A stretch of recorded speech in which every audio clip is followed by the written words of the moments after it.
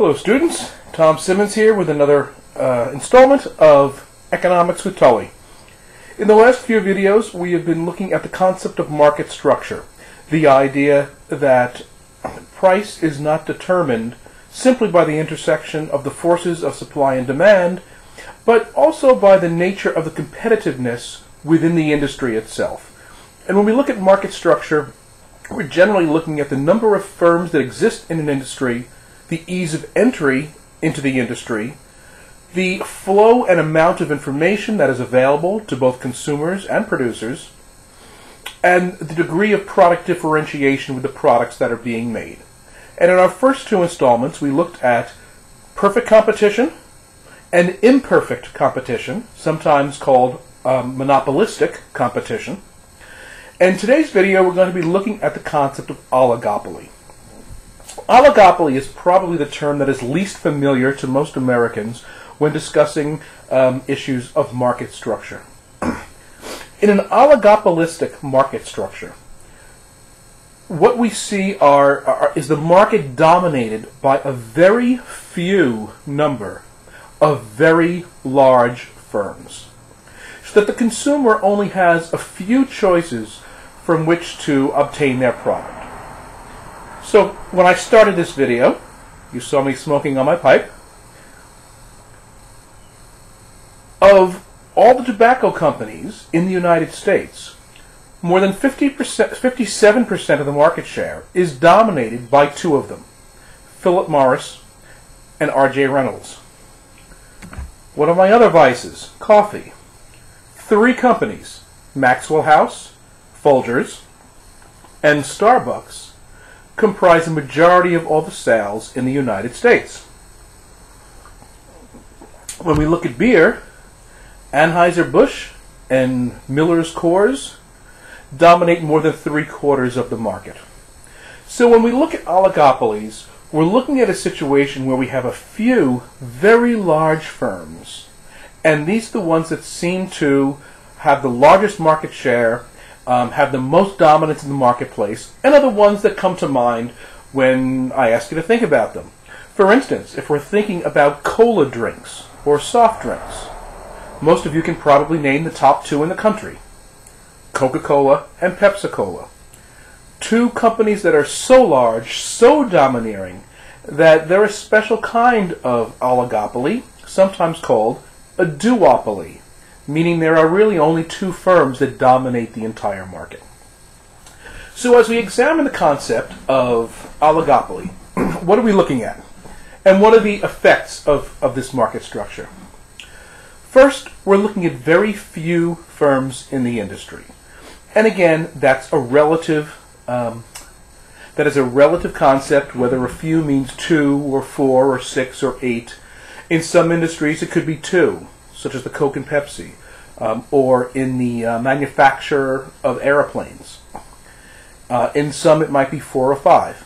But it's relatively few firms in that industry from which consumers have the right to choose. The second attribute of an oligopoly is that it is difficult to enter the market. It's difficult for a new firm to break into the market.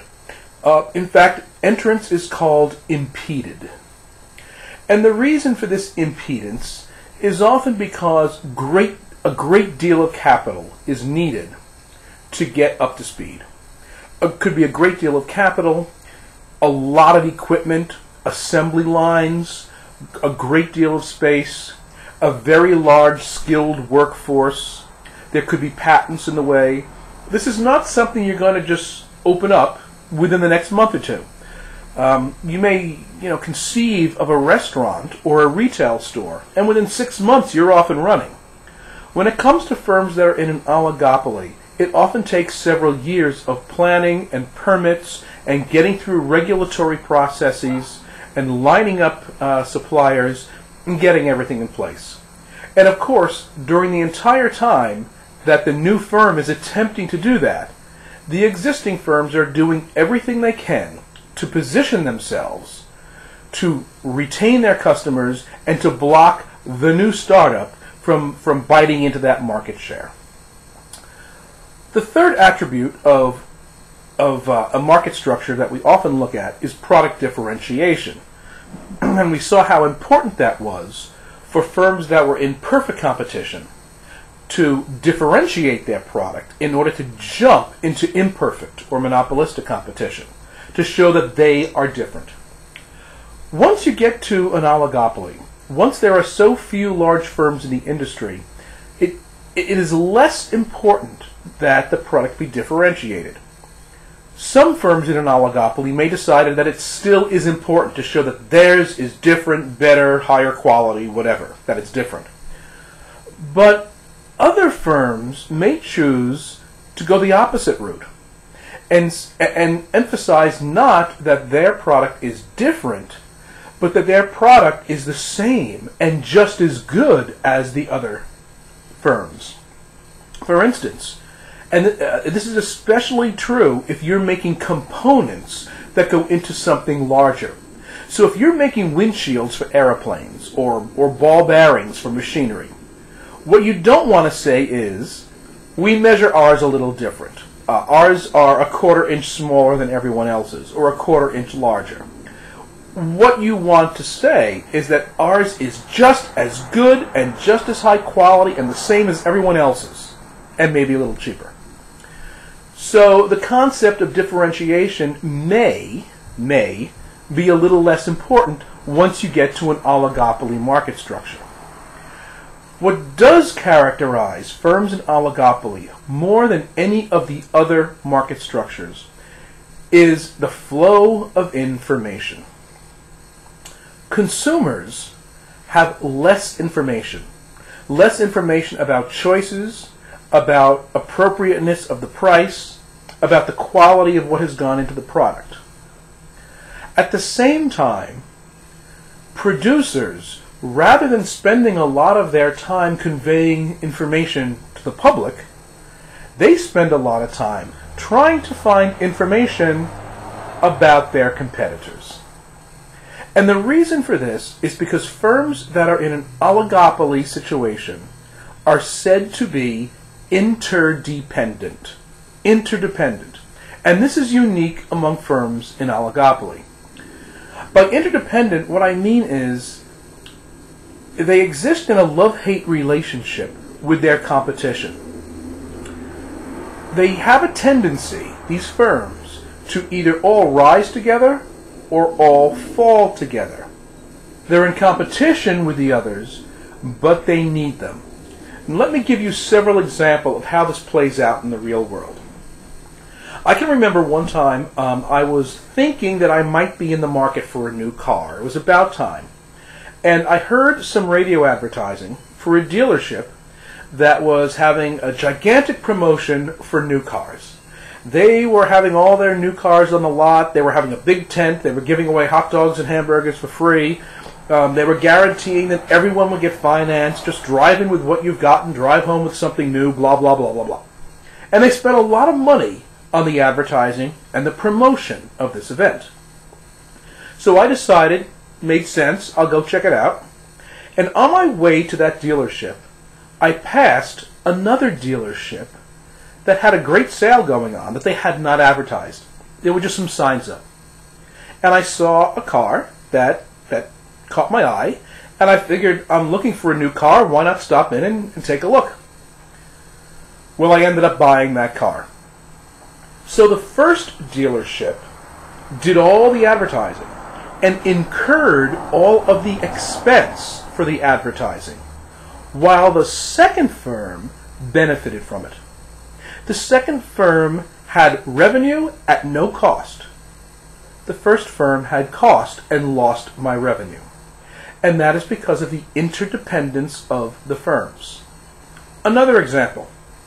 Southwest Air may decide to run a special and do all sorts of advertising and say, this holiday season, we think you should fly to Florida.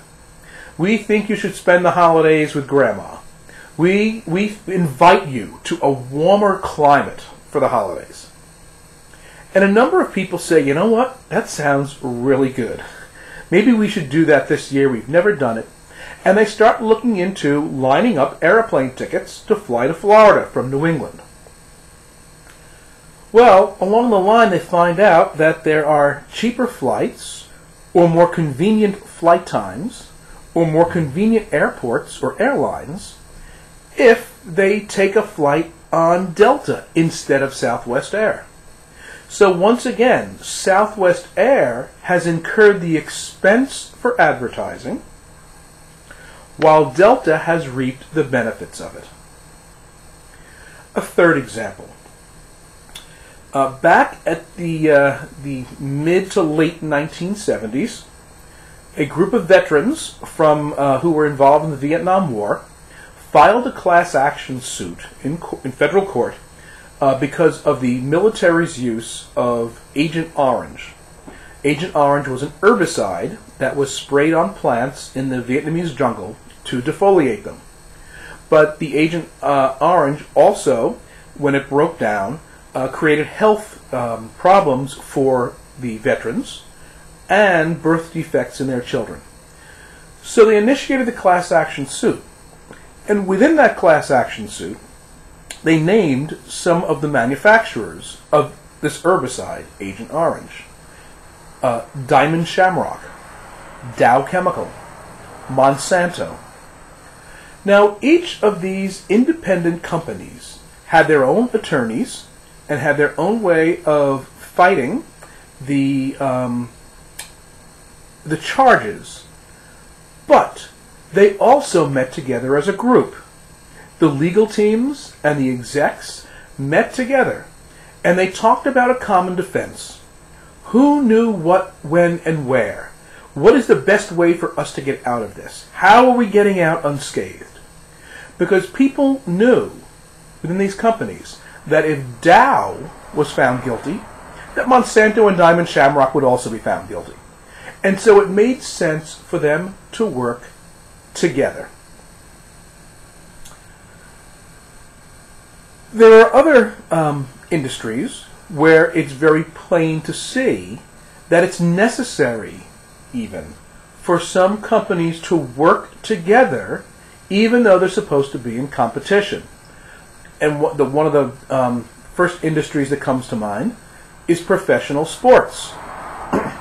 I will dare to say that the best thing that has ever happened to the Boston Red Sox are the New York Yankees. Because the creation of a rivalry enables them to create a more loyal, more brand loyal fan base that is willing to buy the tickets and get excited and buy licensed goods like hats and jackets and pennants and all sorts of stuff. And that rivalry creates the excitement and increases the brand image of the Red Sox. Think of it this way. No sports team anywhere can long exist unless they've got someone to play. Unless they get together with someone else and say, we need to have a common schedule. We need to have common rules for the games. And even though you want to defeat your opponent, you want to have a winning season, you also want to have worthy opponents, because that makes the game exciting. And if you transfer that concept, the sports metaphor, to the business world, you can see how very often companies in an interdependent oligopoly situation want the competition. They want the competition advertising. Pepsi wants Coke to be pushing the notion that soda is a fun thing to drink in the summer. Maxwell House wants Folgers to be putting in the public's mind the idea that a great smelling cup of coffee in the morning is just a wonderful thing to do. Because a rising tide floats all boats in these industries. What happens to one helps or hurts them all. It does mean that in their quest for information, that it sometimes leads to corporate espionage, wanting to know what the other guy is doing. And it sometimes leads to collusion, which is the illegal discussions, it violates antitrust laws, between companies to try and decide, gee, if we're both coming out with a product, should we both put a high price on it? Should we both advertise? Should we both have the same offer? Should we let you take care of the western U.S. and we'll take care of the eastern U.S. and not compete with each other and have a gentleman's agreement? All of that is illegal, but it still happens, and that's called collusion. If you ever saw the movie A Beautiful Mind with Russell Crowe, you see him explain exactly that to his friends, to his male friends, while they're sitting in a bar. They're sitting in a bar hoping to be able to hook up with some young ladies that night, and a group of young ladies walks in. And Russell Crowe explains to them that competition among the guys for one or more of the women would not be productive. Rather, they should get together and decide exactly how they're going to handle their desire for these women in the hopes that they can help each other and everyone goes home happy. It's actually a great explanation of this concept of interdependence and collusion and working together for the benefit of one side of the equation. In this case, it would be the men in the bar, but within an economic concept, among producers. So economists have attempted to look at the behavior of firms in oligopoly and model it, just the way we model supply and demand, except instead of using graphs, the way it's modeled is through a table called an interdependency matrix. And so what I'm going to attempt to do now is to walk you through how an interdependency matrix works in an effort to explain the behavior of these companies. So hang on one second. So,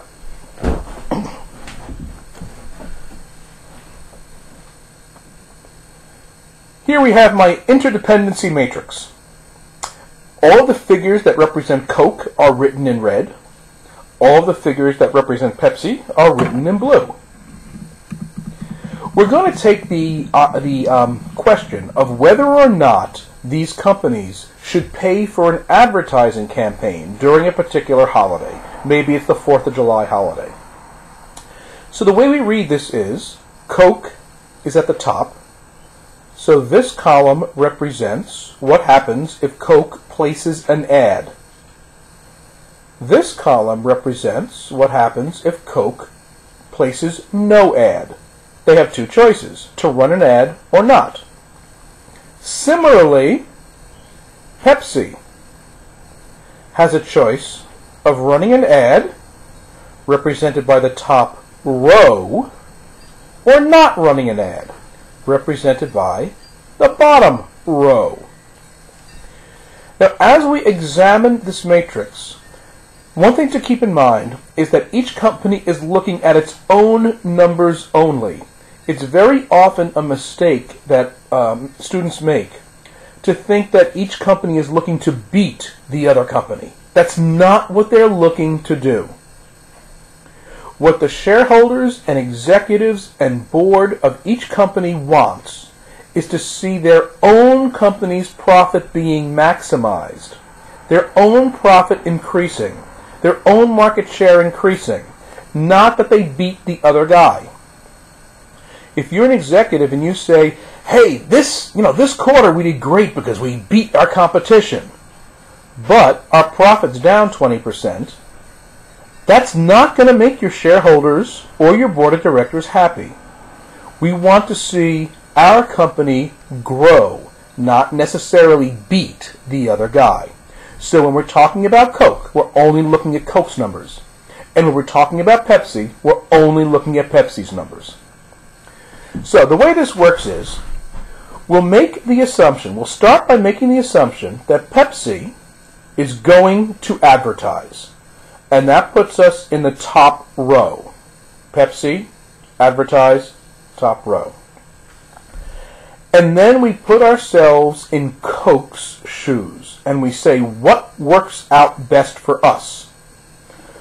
All the numbers in the matrix represent the profit that each company will make depending on which quadrant we end up in.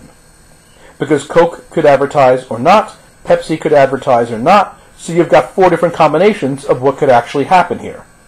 Both could advertise, both could avoid advertising, or one could and one could not. So if we start with the concept of, gee, maybe Pepsi advertises, and now we put ourselves in Coke's shoes. Coke has 2 choices.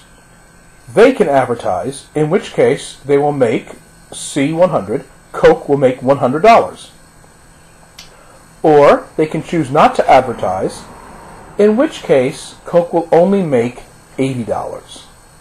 Remember, we're only dealing with the top row because we're assuming Pepsi is advertising. Therefore, Coke can advertise and make 100, or do nothing and make 80. If you're Coke's executive, which will you do? Hopefully, you'll choose to advertise, because that means you make 100 rather than 80 as a profit. Now let's look at the other possibility. Pepsi is going to choose not to advertise. So we're looking only at the bottom row. In this bottom row, if Coke advertises, they will make $80. If Coke does not advertise, they will make $70. Which is the higher figure, 80 or 70? Clearly 80. That means Coke will choose to advertise if Pepsi does not. So now here's what we've discovered. Regardless of what Pepsi does, whether Pepsi advertises or not, Coke is always in a better position by advertising. We would say that Coke has a dominant advertising strategy. Coke has a dominant advertising strategy. In other words, Coke knows what it's going to do regardless of what Pepsi does. It is very clear, it is very consistent that Coke does better when it advertises. Therefore it will. A dominant advertising strategy. In marketing, they may be called the leader, the firm, the industry leader. That tells us about Coke. Now let's take a look at Pepsi. To do that, we make the assumption, let's just go with the assumption, okay, Coke is going to advertise. So now we're dealing with this column. Forget all this stuff over here. Coke is advertising, this column. What should Pepsi do? Well, if Pepsi advertises, they'll make $75. If they do not advertise, they'll only make $50. So clearly, if Coke runs an ad, then Pepsi needs to match it and run an ad too, or there's a significant drop in profit from 75 to 50. Now, what if for some reason Coke chose not to run an ad? If Coke does not run an ad, we're dealing with this column. What should Pepsi do? If they run an ad, they'll make $65. If they do the same thing Coke does and don't bother wasting money on advertising, as the case would be here, they'd make $70 because they don't incur that advertising expense. In this case, it makes sense for Pepsi not to run an ad. So now we have a conundrum. If Coke runs an ad, Pepsi should match it. If Coke does not run an ad, Pepsi should also not run an ad. So what does Pepsi do? Do they gamble? Do they take a guess? No, that's not what a corporate executive is hired and paid the big bucks to do. You don't gamble, you don't average it, you don't guess, you don't just stick your finger in the wind and say, oh, let's try this. In this case, Pepsi is what we call in the non-dominant position. Or Pepsi has a non-dominant advertising strategy. They wait to see what Coke does, and then they seize the moment as quickly as possible. If Coke chooses to advertise, then Pepsi gets that ad out there and executes it immediately. If they run into the 4th of July holiday and Coke is not advertising, then Pepsi is not putting anything on the air. They are non-dominant. They need to follow the leader. They need to make their decision based on their knowledge of what the leader is doing. Now, in that instance that I just shared with you, we had a dominant and a non-dominant company. It is possible to have two dominant companies. To have two, and obviously those numbers were fictitious. It is possible to have two dominant companies, each of which knows exactly what they're going to do, and it doesn't matter what the other company does, and they run ahead and do it. It is possible to have two non-dominant companies. Two companies who maximize their profit only when they know what the other company is doing first, and then take action.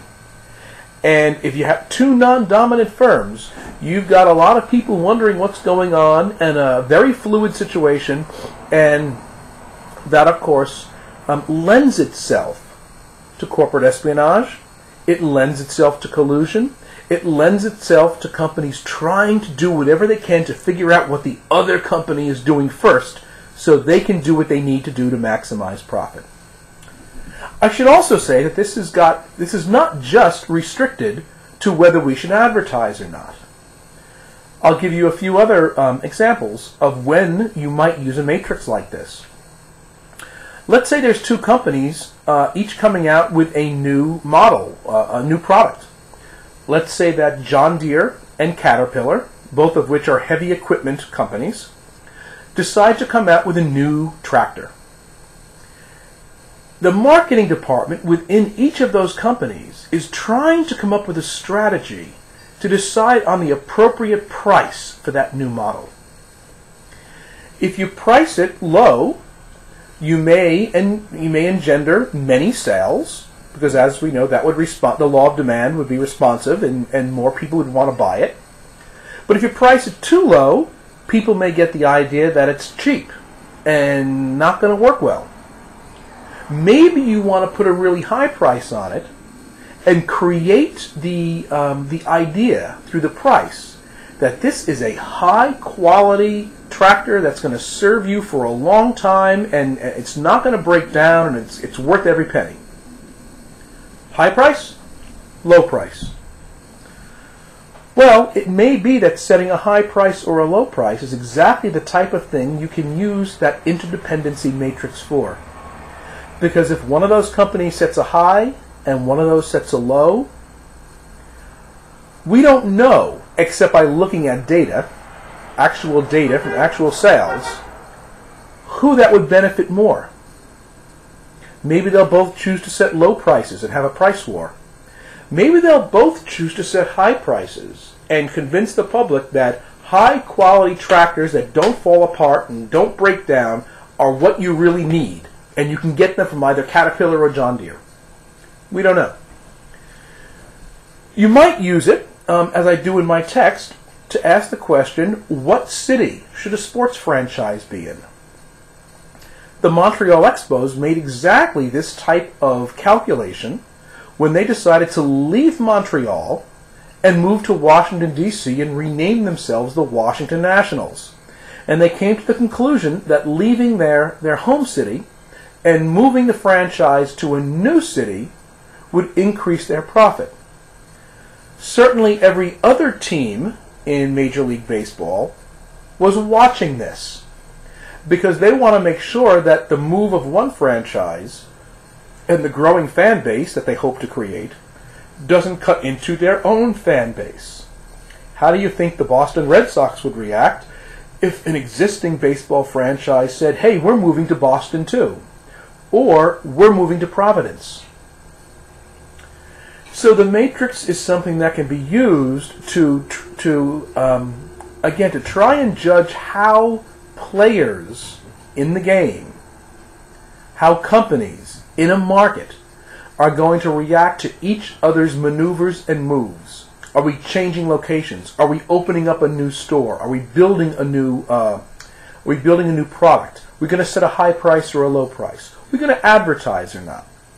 Many, many different examples of ways in which companies want to know what the competition is doing before they choose a course of action themselves. That is the whole notion of interdependence. Firms that are in an oligopoly market structure have the ability to make an above normal profit. They withhold information from the public. They attempt to work with their competitors, even though they're competing against them. They need to work with them because they know that an industry rises, all the firms in an industry can rise together or fall together. Again, it's that love-hate relationship. So they can make an above normal profit, and they can make an above normal profit for quite some time, unless and until someone new enters the field. And that's not something that they're going to be likely to permit with any ease. So that gives you an overview of oligopoly. It is very specific to industries where there are few large players. I've mentioned some of them. The health insurance industry might be another one. Even in California, which has one of the most highly competitive health insurance industries in the nation, 3 firms dominate the market.